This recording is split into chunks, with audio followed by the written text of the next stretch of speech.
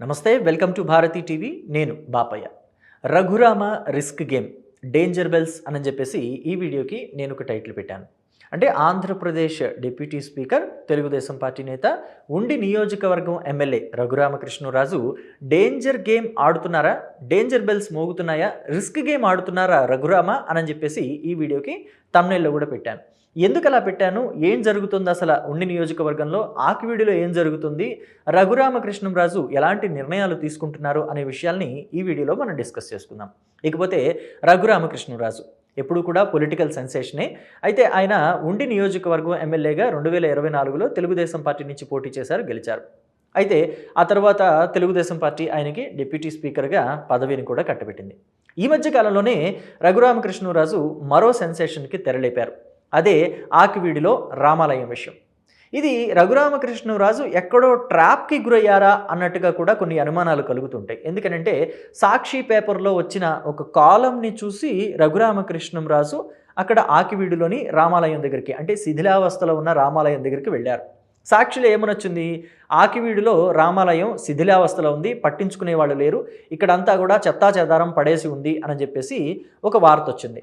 ఉండి నియోజకవర్గం ఎమ్మెల్యే ఏం చేస్తున్నారు, ఉండి కూడా చూసి చూడనట్టు ఉంటున్నారా ఉండి నియోజకవర్గం ఎమ్మెల్యే అన్నట్టుగా చాలా కవితాత్మకంగా ఆ రిపోర్టర్ రాసుకొచ్చాడు. దెబ్బకి రఘురామకృష్ణరాజు ఏం చేశారు, అక్కడికి వెళ్ళి విషయం ఏంటో పరిశీలించి అదంతా క్లీన్ చేయించండి, ఆలయం పరిస్థితి ఎలా ఉందో నాకు చెప్పండి అని చెప్పేసి ఆయన అనుచరుల్ని, ఆయన దగ్గర ఉండే స్టాఫ్ని పంపించారు. వాళ్ళు అక్కడికి వెళ్ళి ఆలయం అంతా కూడా చెత్తా చెదారం పడేసిందని చెప్తే మరి క్లీన్ చేయించండి అని చెప్పేసి ఈయన చెప్పారట. క్లీన్ చేయించడానికి మనుషులు వెళ్తే వాళ్ళని క్లీన్ చేయనివ్వకుండా అక్కడ ఉన్న స్థానిక క్రిస్టియన్లు గెంటేశారని చెప్పేసి మళ్ళీ ఆయన దగ్గరికి ఇన్ఫర్మేషన్ వెళ్ళింది. ఈసారి ఆయనే నేరుగా వచ్చారు. క్లీన్ చేయించడానికి అభ్యంతరం ఏంటి అని చెప్పేసి ఆయన అంతా కూడా అక్కడ స్థానికులతో మాట్లాడుతున్న క్రమంలో ఘర్షణ వాతావరణం రేగింది. అసలు ఇక్కడ రామాలయమే లేదు, అది రామాలయమే కాదని చెప్పేసి అక్కడ వాళ్ళు వాదించినట్టు. అయితే రామాలయం ఉంది కదా, ఏంటి ప్రాబ్లం, అక్కడ రామాలయం పునర్నిర్మించుకుంటే ఇబ్బంది ఏంటి, రామాలయం శిథిలావస్థలో ఉంది, అది నిర్మించుకోవాలి కదా, మీకు మీ చర్చిలు ఎంత ముఖ్యమో హిందువులకి రామాలయం కూడా, వాళ్ళ దేవుళ్ళ గుళ్ళు కూడా అంతే ముఖ్యం కదా అని చెప్పేసి ఇక్కడ వీళ్ళతోటి అంతా కూడా వాదం జరుగుతూ ఉంది. రఘురామకృష్ణరాజు టీంకి అక్కడున్న స్థానికులకి వాదం జరుగుతూ ఉన్న క్రమంలో అది దాడికి కూడా దారితీసింది. సో మరి దాడికి పాల్పడ్డ వాళ్ళు ఎవరు ఏంటి అనేది కూడా పోలీసులు వెతికి వాళ్ళని తీసుకొచ్చి అరెస్టు చేశారు. సో మొత్తం మీద చూస్తే రఘురామకృష్ణరాజు ఈ ఆలయాన్ని పునర్నిర్మించాలి అని చెప్పేసి భావించారు. దానికి సంబంధించిన డేటా అంతా కూడా తెప్పించుకున్నారు. అసలు అది రామాలయమా కాదా అని చెప్పేసి, అది ఎప్పుడు నిర్మించారు, ఎలా నిర్మించారు, ఎవరు నిర్మించారు, ఇలాంటి డేటా అంతా కూడా తెప్పించుకున్నారు. ఆ రామాలయం నిర్మించిన స్థలం ఎవరి పేరు మీద రిజిస్టర్ అయింది, రామాలయానికి సంబంధించిన వ్యవహారం ఏంటని తెప్పించుకుంటే మొన్న ఆయన సబ్మిట్ చేసిన డీటెయిల్స్ చూస్తే కూడా ఆశ్చర్యం అనిపించింది. 1993లో ఈ రామాలయానికి సంబంధించిన కరెంటు బిల్లులు కట్టిన వ్యవహారాన్ని కూడా ఆయన తెర మీదకి తీసుకొచ్చారు. తీసుకురావడానికి కూడా ముఖ్య ఉద్దేశం ఏంటంటే రఘురామకృష్ణరాజు ఈ ఆలయాన్ని పునర్నిర్మించాలి అని చెప్పేసి భావించారు. దానికోసం చందాలు వసూలు చేస్తున్నారు. ఇదే చిత్రమైన విషయం అనిపించింది. రఘురామకృష్ణరాజు ఒక రామాలయాన్ని నిర్మించలేని పరిస్థితిలో ఉన్నారా, ఆయన దగ్గర ఆ మాత్రం డబ్బులు కూడా లేవంటే నిజానికి ఆయన ఆగర్భ శ్రీమంతుడే. ఆయన దగ్గర ₹1 కోటి, ₹1.5 కోటి పెడితే ఆయన దగ్గర ఉన్న డబ్బులతోటి ₹1 కోటి, ₹1.5 కోటి పెడితే మంచి రామాలయం నిర్మించుకోవచ్చు, అన్ని హంగులతోటి రామాలయం నిర్మించుకోవచ్చు.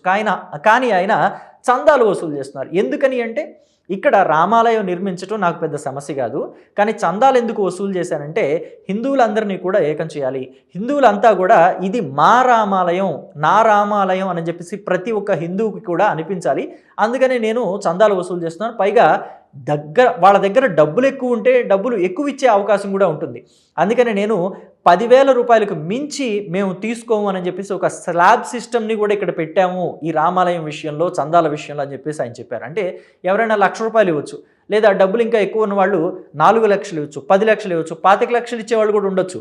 కానీ అందరి దగ్గర నుంచి, హిందువులందరి దగ్గర నుంచి కూడా డబ్బులు వసూలు చేసి అది తక్కువ డబ్బులే అవ్వాలి, కానీ ఎక్కువ మంది దగ్గర నుంచి, ఎక్కువ హిందువుల దగ్గర నుంచి వసూలు చేయాలని చెప్పేసి వీళ్ళ ఉద్దేశం. అందుకని ఆ స్లాబ్ సిస్టమ్ని ఏర్పాటు చేసి రామాలయం నిర్మిస్తున్నారు.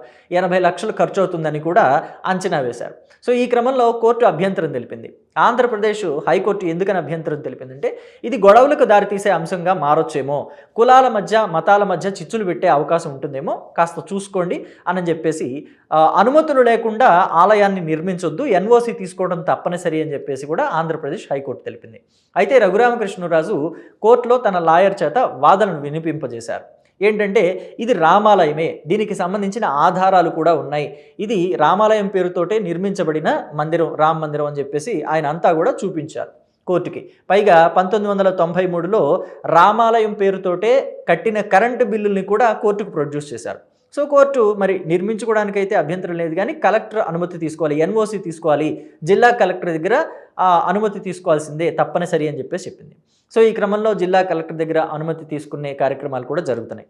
అయితే ఇక్కడ మరి దీన్ని మనం టైటిల్లో పెట్టుకున్నట్టుగా రిస్క్ గేమ్ అవుతుందని చెప్పేసి ఎందుకు అనుకోవాలి అని అంటే, మరి ఒక రాజకీయ నాయకుడికి కావచ్చు, ఒక రాజకీయ పార్టీకి కావచ్చు, అన్ని సామాజిక వర్గాల ఓట్లు, అన్ని కులాల ఓట్లు, అన్ని మతాల ఓట్లు కావాలి. కానీ ఇక్కడ ఏమవుతుంది, రామాలయం అక్కడ స్థానిక క్రిస్టియన్ల అభీష్టానికి వ్యతిరేకంగా నిర్మించడం అవుతుంది. అక్కడ స్థానికంగా ఉన్న క్రిస్టియన్లు, వాళ్ళు కన్వర్టెడ్ క్రిస్టియన్లా లేకపోతే మొదటి నుంచి క్రిస్టియన్లా అది పక్కన పెడితే, వాళ్ళంతా కూడా ఇక్కడ రామాలయం నిర్మించొద్దు, చుట్టుప్రక్కలంతా మేము క్రిస్టియన్లు ఉన్నాం, చర్చిలు ఉన్నాయి, ఇక్కడ రామాలయం ఎట్లా నిర్మిస్తారని చెప్పేసి అంటున్నారు. అయితే వాళ్ళకి ఇష్టం లేకుండా నిర్మిస్తోంది కదా, మరి వాళ్ళంతా రేపు 2029లో రఘురామకృష్ణరాజు మళ్ళీ ఉండి నియోజకవర్గంలోనే పోటీ చేస్తే వాళ్ళు ఓట్లు వేయరు కదా. సో రఘురామకృష్ణరాజుకి ఇది నష్టమే కదా అంటే నష్టమే.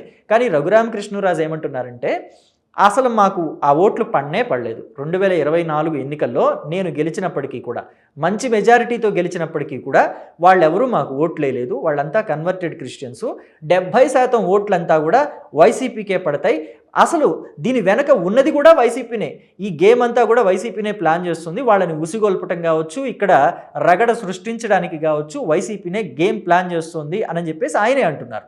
సో ఈ క్రమంలో 70% ఓట్లు వైసీపీకే, ఆ కన్వర్టెడ్ క్రిస్టియన్స్ పడుతున్నాయి కాబట్టి వాళ్ళు మాతో గొడవకు వచ్చినా, ఇక్కడ గొడవ సృష్టించాలని చూసినా ఇబ్బంది ఏం లేదు, నా గెలుపుకు నష్టం లేదు, ఒకవేళ ఓడిపోయినా కానీ ఇబ్బంది ఏం లేదు, నాకు రాజకీయాలు కాదు ముఖ్యం, రాజ్యాంగం ముఖ్యం అని చెప్పేసి ఆయన చెప్తున్నారు. అయితే ఒక సగటు రాజకీయ నాయకులు మాత్రం ఎలా ఆలోచిస్తారంటే, అన్ని వర్గాల ఓట్లు కావాలి, అన్ని వర్గాల ఓట్లు, అన్ని వర్గాల మద్దతు వాళ్ళ రాజకీయ పార్టీకి ఉండాలి అని చెప్పేసి అనుకుంటారు. ఈవెన్ తెలుగుదేశం పార్టీ నాయకుడు, తెలుగుదేశం పార్టీ అధినేత నారా చంద్రబాబు నాయుడు అయినా అదే కోరుకుంటారు. సో కాబట్టి తెలుగుదేశం పార్టీకి కేవలం ఈ ఉండి నియోజకవర్గం క్రిస్టియన్ ఓట్లు మాత్రమే దూరం అవుతాయా, ఇలా గొడవ పెట్టుకుంటూ పోతే ఆంధ్రప్రదేశ్లోని క్రిస్టియన్ ఓట్లు అన్నీ కూడా దూరమయ్యే ప్రమాదం ఉంటుంది. కాబట్టి తెలుగుదేశం పార్టీ మాత్రం ఈ ఇష్యూలో ఇన్వాల్వ్ అవ్వలేదు. ఇది కేవలం రఘురామకృష్ణరాజు ఇష్యూగా మాత్రమే తెలుగుదేశం పార్టీ పరిగణిస్తుంది. సో అందుకనే రఘురామకృష్ణరాజు ఒక్కడే హోల్ అండ్ సోల్గా ఆయనే మొత్తం అంతా దీన్ని భుజానికి ఎత్తుకొని, ఆ పర్మిషన్ల దగ్గర నుంచి మొత్తం కోర్టులకు వెళ్లే దగ్గర నుంచి అంతా ఆయనే చూసుకుంటున్నారు. నిర్మించే విషయం కావచ్చు, చందాలు వసూలు చేయటం కావచ్చు, అన్నీ ఆయనే భుజానికి ఎత్తుకొని చూసుకుంటున్నారు. సో కాబట్టి తెలుగుదేశం పార్టీ మాత్రం దీనిలో ఎక్కడ ఇన్వాల్వ్ అవుతున్నట్టుగా కనిపించడం లేదు. డేంజర్ బెల్స్ మోగినా అది రఘురామకృష్ణరాజుకే, ఆయన రిస్క్ గేమ్ ఆడినా అది రఘురామకృష్ణరాజు వరకు మాత్రమే పరిమితం అవుతోంది అని చెప్పేసి కొంతమంది పొలిటికల్ అనలిస్టులు చెప్తున్నారు. అయితే రఘురామకృష్ణరాజు కూడా తన పంథాన్ని మార్చుకుని భవిష్యత్తు కాలంలో క్రిస్టియన్ ఓట్లని కూడా తన వైపు తిప్పుకునే ప్రయత్నం చేయాలి. ఎందుకంటే ఒక రాజకీయ నాయకుడిగా ఎవరు కూడా ఆ ఓట్లు నాకు అక్కర్లేదు, నాకు వెయ్యరు వాళ్ళు అని చెప్పి వదిలేయకూడదు, వాళ్ళని కూడా ప్రసన్నం చేసుకునే ప్రయత్నం చేయాలి, వాళ్ళని కూడా బుజ్జకించి వాళ్ళ వైపు తిప్పుకునే ప్రయత్నం చేయాలి. అది రాజకీయ నాయకుడి వ్యవహారం అలాగే ఉండాలి. అసలు వాళ్ళకు ఉండాల్సిన క్వాలిఫికేషన్ అదే అని చెప్పేసి చెప్తున్నారు పొలిటికల్ అనలిస్టులు. మరి రఘురామకృష్ణరాజు ఏం చేస్తారు? క్రిస్టియన్ ఓట్లని తన వైపు తిప్పుకునే ప్రయత్నం చేస్తారా? రామాలయం నిర్మించిన తర్వాత మరి వీళ్ళను కూడా ప్రసన్నం చేసుకోవడానికి ఏం చేస్తారు, ఎలా చేస్తారు అనేది చూద్దాం. లేదా అసలు ఇది నాకు సంబంధం లేని విషయం, నేను రామాలయం నిర్మించుకున్నాను, ఇంతవరకే నా పని అని చెప్పేసి వాళ్ళని వదిలేస్తారా? ఏం చేస్తారో చూద్దాం. మరి ఏం జరగబోతుందో తెలియాలంటే వెయిట్ చేయక తప్పదు. Thank you.